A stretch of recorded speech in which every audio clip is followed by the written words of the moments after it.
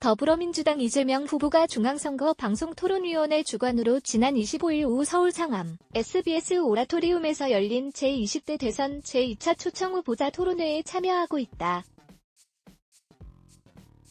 국회 사진기자단 이재명 더불어민주당 대선 후보가 러시아의 우크라이나 침공과 관련해 볼로디미르 젤렌스키 우크라이나 대통령을 폄하했다는 지적에 대해 제 본의와 다르게 일부라도 우크라이나 국민 여러분께 오해를 드렸다면 제 표현력이 부족했던 것이라고 사과했다.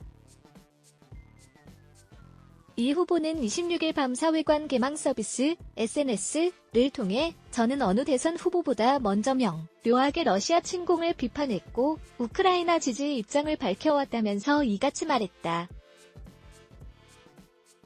이 후보는 어제 TV토론 전문을 보셨다면 제가 해당 발언 직후에 러시아의 침공을 분명하게 비판했고 우크라이나 대통령을 폄하한 것이 아니라 윤석열 후보의 불안한 외교, 안보관을 지적한 것임을 누구나 알 수 있다고 설명했다. 는 이어 자유와 평화를 사랑하고 자신들의 고유한 역사와 문화와 전통을 지켜나가려는 우크라이나 국민과 정부의 입장과 노력을 전폭 지지한다며 러시아의 침략 행동은 결코 정당화될 수 없다고 강조했다.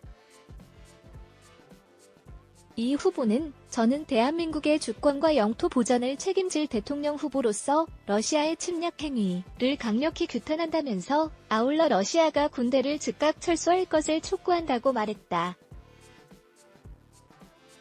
또 저는 우크라이나의 주권과 영토 보전을 위한 국제법의 준수, 평화 회복을 위한 국제사회의 노력에 우리나라가 적극 동참해야 한다고 생각한다고 했다. 또 이번 사태를 보면서 평화가 얼마나 중요한지를 다시 한번 절감하게 됐다며 평화를 지키기 위해서는 적절한 억제력, 동맹과의 공조와 연합이 중요하다는 점도 깊이 되새겼다고 말했다. 그러면서도 윤석열 국민의힘 후보를 역공했다. 이 후보는 윤 후보님은 우크라이나 사태를 자신의 선제 타격론과 핵무기 공유론을 정당화하고 저와 문재인 대통령을 비난하는 기회로 삼고 있다며 토론에 앞서 본인이 SNS에 우크라이나가 부다페스트 양해각서라는 종이 각서 하나를 믿었다. 핵을 포기하는 대신에 신속히 나토에 가입해야 했다고 하며 불행한 사태를 맞은 우방국 정부를 조롱하는 태도를 보였다고 주장했다. 이 후보는 이어 비극적인 상황에 처해 있는 나라와 국민에게 도움을 주지는 못할 망정 가슴을 후벼 파는 이런 냉소적 언사가 한 나라의 지도자가 되겠다는 사람의 처사로 합당한지 되묻지 않을 수 없다며 이런 태도가 바로 제가 토론에서 지적한 초보 정치인의 한계인 것이라고 비판했다.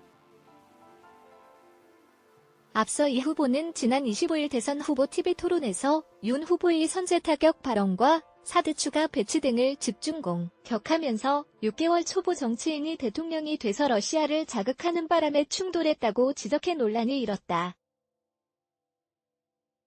에드블락 테스트 Y